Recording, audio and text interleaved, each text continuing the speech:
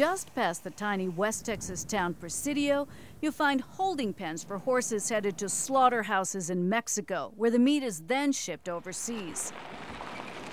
The sheriff's office here launched an investigation at holding pens run by the C4 Cattle Company after getting complaints and photographs of dead, dying, and injured horses.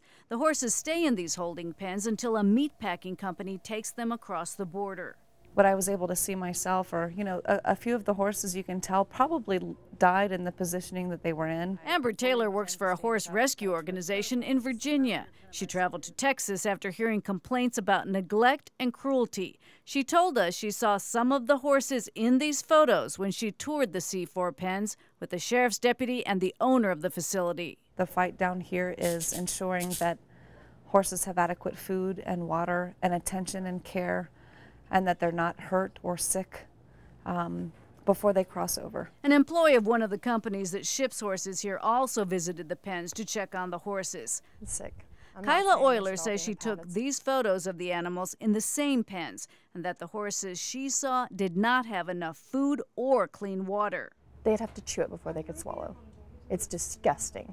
Euler says this is a photo of the water. She also gave us photos of sick and dying horses she says she saw in the C4 pens. And there was horses down that were laying in mud holes that weren't able to get up, that you could tell had been down for a while, marks where they had fought and tried to get up and they couldn't get up. In mid-August, a judge ordered the sheriff's office to seize all 252 horses at the C4 pens at the time of the investigation.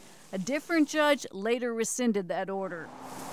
The owner of C4 told us on the phone the sick horses in the photos were among a group of 28 horses dumped on his property and never claimed. The sheriff now has custody of those horses. 2 died, the rest are improving. And C4's owner Jim Crennan told us all the horses in his pen get food and water daily. When we stopped by unannounced, there were large bales of hay at the entrance. We asked if we could go inside and take a look at the horses for ourselves, but the manager of the pen said he could not authorize that that's up to the owner of the horses, the meatpacking company. The meatpacking company in Mexico, Intermeat, pays C4 to provide food and water at the export pens. We talked to a representative of the company in Presidio by phone who said in his words the horses get good care.